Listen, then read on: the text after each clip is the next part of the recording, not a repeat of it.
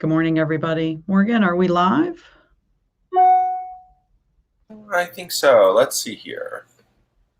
Good morning. And good morning. It looks like we are. Yay! Now we're on YouTube. It always takes just a little bit to get everyone everywhere. Happy Thursday and a very happy LSW 20 once more. We are kicking off this Living Digitally Thursday with another a very digital session for a very digital week with the lovely Beth Smith and a mindful morning with her. So I'll turn it over to you and let you have it. Thanks, Morgan. Appreciate it. Morgan and I were talking in the virtual green room around just this digital world, and I acknowledge that I have more notes today than I have in the previous days. So I'll be working to, sort of bring that down. I think it's relative to my affinity for the topic this morning is inquiry. And I think if I had a favorite of the four, recognize, allow, inquiry, and nourish, somehow for me, what's really resonant is the inquiry section. So I'm hoping we really have an enjoyable time exploring inquiry. I wanted to say just a couple words this morning about the practice we've been doing. So if folks are just joining today for the first time, I have a little bit of framework here. So we're using the acronym RAIN to develop skills around mindful awareness and also compassion. And we've so far worked with recognize and allow. So you'll notice as we talk about inquiry that during the initial part of this practice, the recognize, there is a portion that you're using around sort of identifying something, right? Like it's a moment of awareness. It's kind of okay, something's happening. That's the recognize. And then the allow is really opening to that and allowing it to be there. All of us have strategies of either not recognizing, or once we do recognize, we push things away, right? We don't allow them. If you were here yesterday, you heard me use the guest house from Rumi, and really what we're talking about in allow is this idea of welcome and entertain them all, which what Rumi's talking about there is the sense of indiscriminate awareness and letting all things that are in our awareness be there. So the name of that poem is The Guest House. So if you think of recognize, it's like someone's knocking on the door. It's knocking on your door. And then the allow is sort of opening up that door. And today what we'll be talking about is how once you've invited an experience in to be in direct relationship with it, how do you sort of hang out with it and sit with it in a way that's useful and helpful? So by doing this, what we're doing is we're cultivating a sense of a common word in these practices is equanimity. And equanimity isn't a word that I hear, in my everyday life. But certainly in these practices, we're developing a sense of equanimity, the sense of deep reservoir of being able to be all accommodating to all of life and have a skill, trust that we can trust ourselves and know that from an equanimity standpoint, that it's like this right now, right? And then it'll be like something different in a little bit. So trusting that we can be with our life as it's moving throughout the day. So let's go ahead and take a transition moment here. So I'm just taking a moment to shift from me doing some initial commentary, and we'll practice here for a moment. So if you would like, you can check your posture to just be in an upright and relaxed arrangement in your body. You be comfortable yet alert. And you can choose either to follow your breath, a natural breath, for a few moments, or resting your palms on your thighs and sensing the sensations there, the connectivity. And I like to close my eyes, but if that's not comfortable, then it's okay to not close your eyes too. And I'll guide us back to the original questions from when we were doing Recognize. Actually, I think it was on day one in the introduction. I'm going to ask you this question: how am I right now? And I'll say it in the first person. And we're going to use the sort of the recognize and then allow that question to hang there. And then I'm going to ask 3 times, and we'll see what's there in the answer of that question as we use the same question 3 times. So staying centered in your body. How am I right now?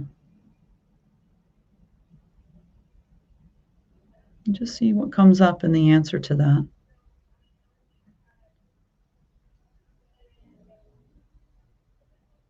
And you can follow a breath in and out. Feel the palms of your hands. And then 1 second time here. How am I right now?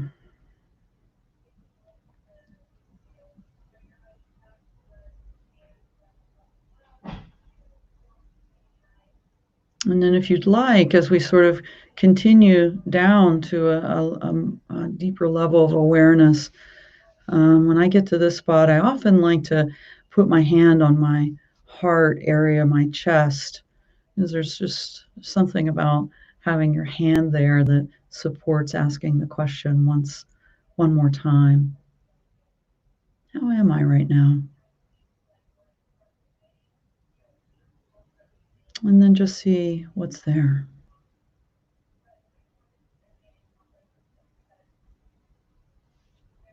And then taking one more deep breath in and out, just slowly,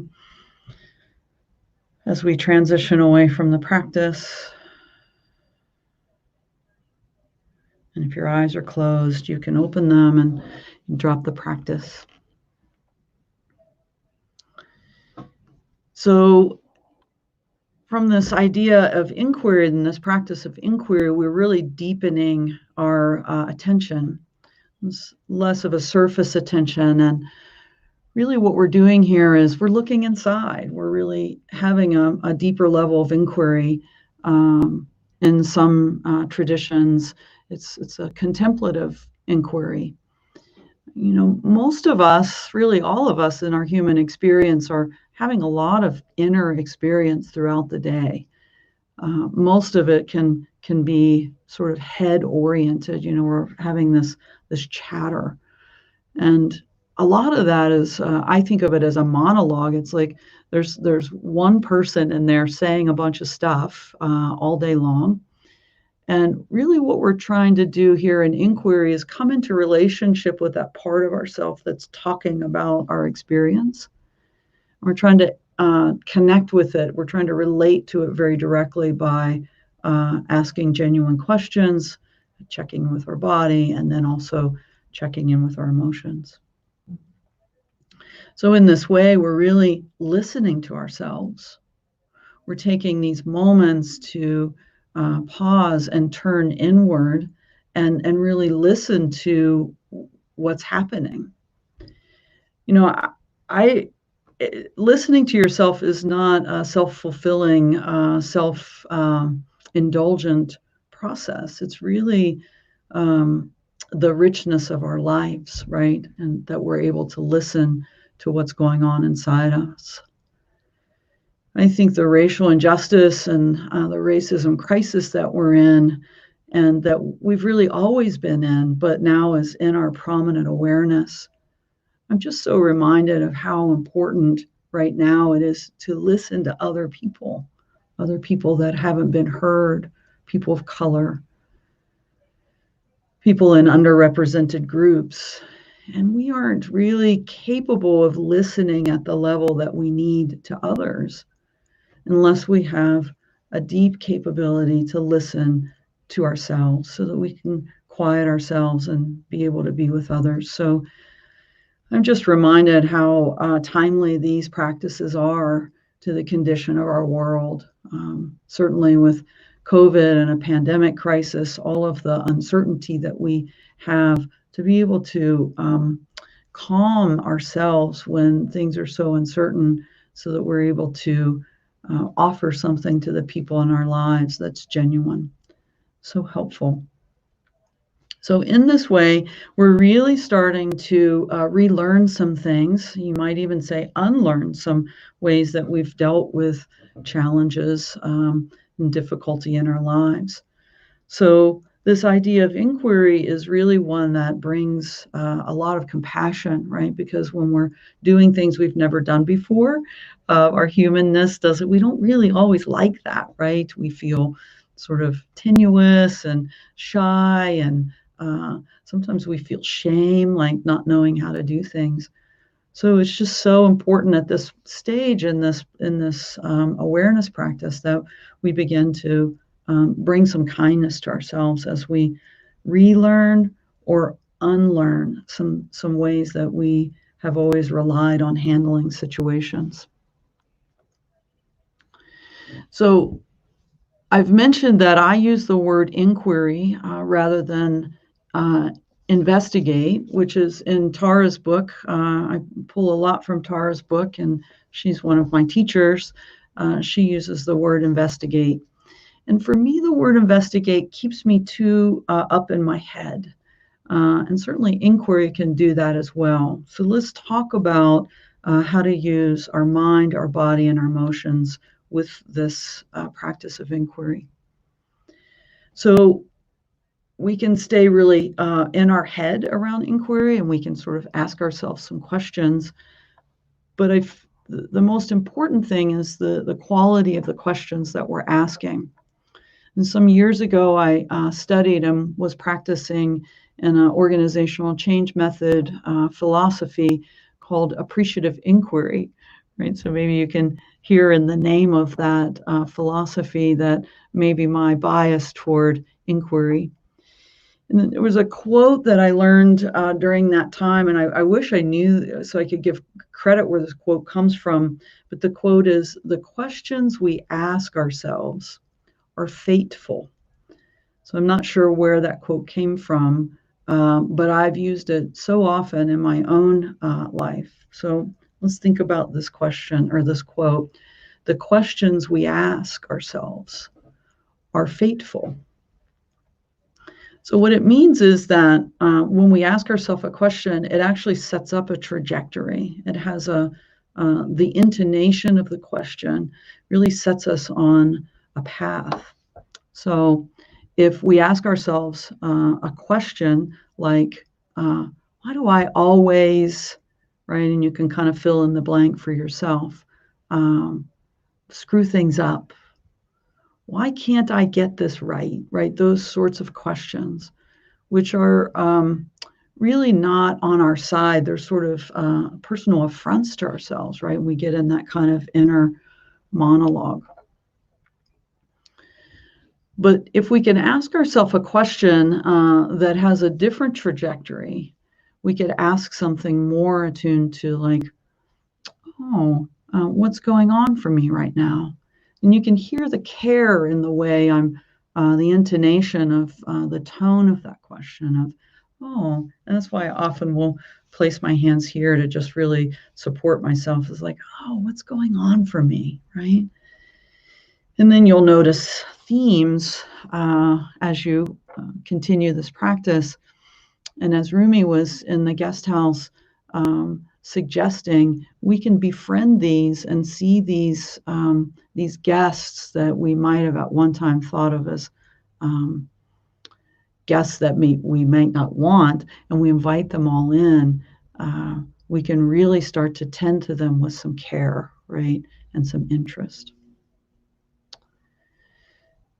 So very important the way we create this from a mind standpoint and the thoughts we're having and the way we start to use inquiry in a kind way, and we really consider carefully the questions we ask ourselves. The other part is using your body as part of the inquiry, right? We can just have this head up experience and we can sort of try to get ourselves into a different arrangement there. But really, the practice of coming into our body is also so important. So we can really have this experience of getting really heady, and the value of the body and paying attention to the body and what's going on in our bodies is very grounding, right? It also gives the mind another thing to pay attention to, which the mind really likes a lot rather than its thoughts. If we can guide it back to the body, it's extremely helpful. I know for myself, the places that practicing with my body is helpful in inquiry is I often will get sensations in my throat when I'm having a difficult experience, right? My throat will constrict some, or I'll feel some discomfort in my throat. The other place, right, many people feel, and I have less sensation there, is in our stomach, right? We've heard the classic, oh, my stomach feels in knots, or I have a pit in my stomach. Those are also great ways to just notice that and bring awareness and attention to that awareness in your body. So around emotions, I'm not going to talk around emotions today. I'm going to leave that for there. And in our ending closing practice, we're going to work with emotions, and we're going to use 4 questions that come from my mentor and teacher, La Sarmiento. And we'll explore these 4 questions around inquiry of emotions toward the end of our time together. So what I wanted to do is just share a quick personal story about some awareness I had in practice and using inquiry. And this was not that long ago. It was back in March when COVID really started. And certainly here at Sticker Giant at work, we were putting early protocols together, and we were putting up signs and how to wash your hands. And I really quickly started noticing that I had this really aversion, this really surprising reaction to washing my hands more frequently. So I was curious, well, what is this, right? And I would be washing my hands, or I would need to go wash my hands again. And I'd be like, I don't want to wash my hands, all this hand washing. So practicing with that, I was really able to connect with I had this early rebellion in my family around not wanting to wash my hands. My mom was a consummate hand washer. And I can remember as an adult going to visit my parents. So we'd be out to eat or ready to eat dinner. And my mom would say, okay, time to wash our hands. And I would be sort of I'm good, and wouldn't wash my hands because I felt like my hands were clean and didn't need to be washed. So in these early days of COVID, every time I would wash my hands, I would just have this I could just feel my body tensing and my mind all this hand washing. And what I was able to discover was I really had a lot of judgment toward my mom around her cleanliness and her sort of consummate hand washing. I kept hanging out with that, and each time I would wash my hands, I would try to slow down a little bit.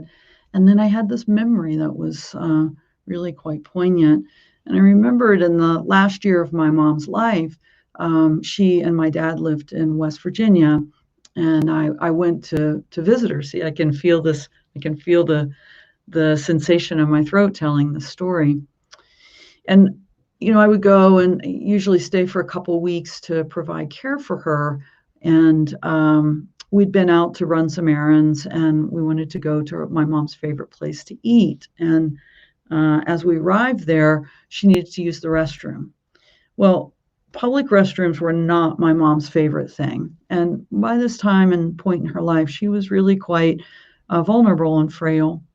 So I got her into the restaurant and into the bathroom facility in a handicap, and and I'm helping her get ready to sit down. And there were certain things that she really wanted done before she would sit down. And so as I was helping to lower her down to sit, our eyes came right in direct contact with each other.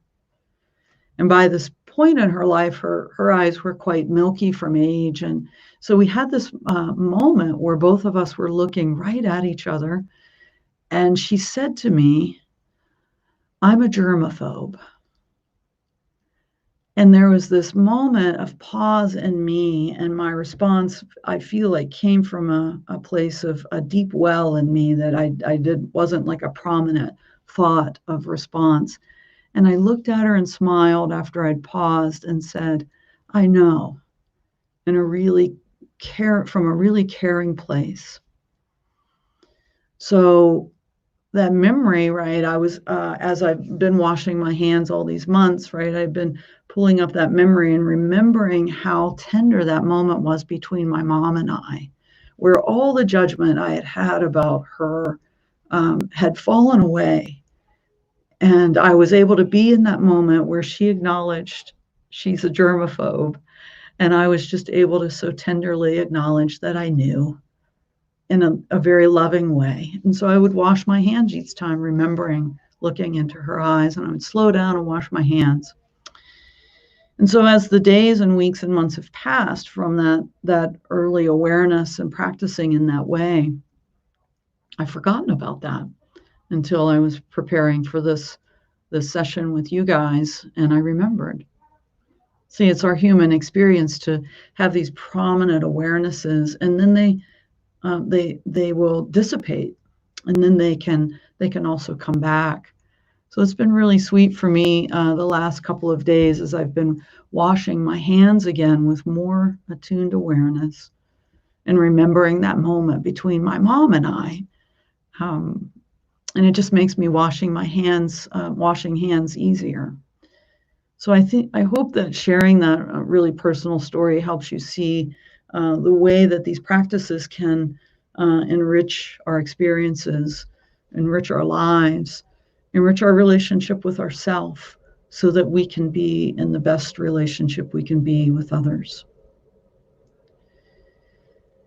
So we'll take a moment to just prepare to take a transition moment again, and we'll practice together. And again, these questions are from La Sarmiento.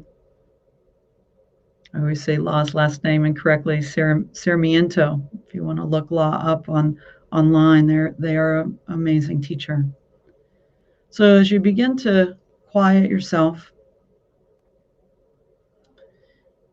and actually begin to turn your awareness inside, whatever it means to you to engender a sense of kindness towards yourself, tenderness.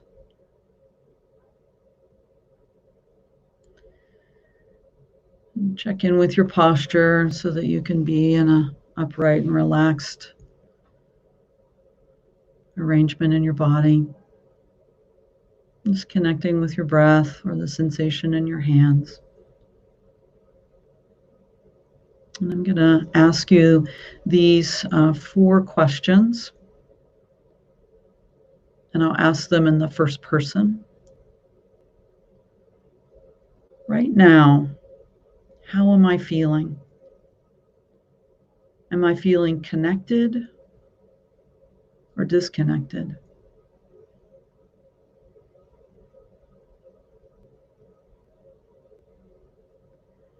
Am I feeling empowered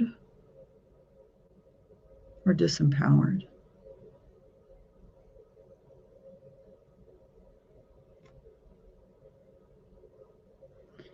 Is my heart open or is my heart closed?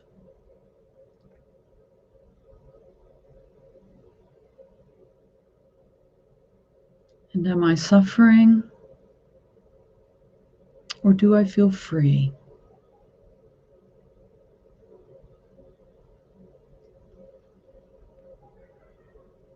And just take a moment to continue to connect in whatever way feels best for you and your body.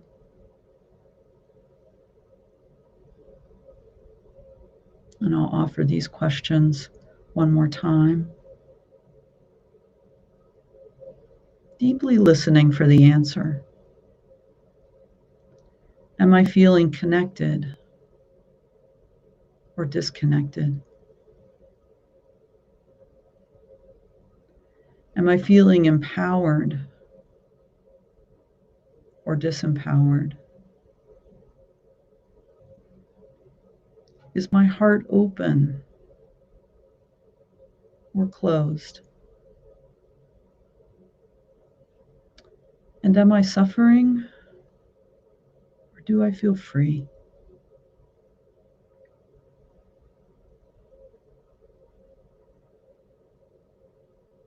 I'm just taking a few last moments here, grounded in your body.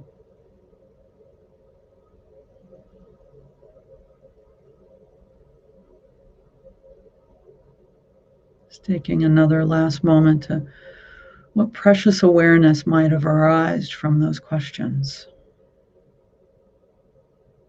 and how you might be able to carry that into your day.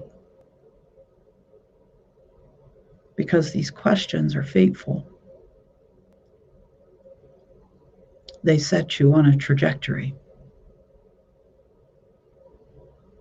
They're like little quiet guides, little secret aids, if you will, on your side, helping you show up. And as you're ready, you can drop the practice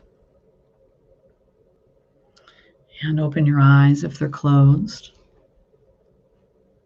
And transition out of the practice. So I'm aware in the different outlets that we have, not engaging much with chat, and I really made the conscious choice to not offer any slide deck along with this. So if you are connected to me on Facebook, I'm going to drop these questions from La out on my Facebook page here in a little while, so you can pick those up there. And I'm Beth A. Smith on Facebook if it's helpful for you to connect with me. And we'll figure out if Facebook isn't your social media outlet, how perhaps tomorrow what I'll do is drop these questions in the chat. I believe that's showing up on Facebook if I'm following how all the outlets are working.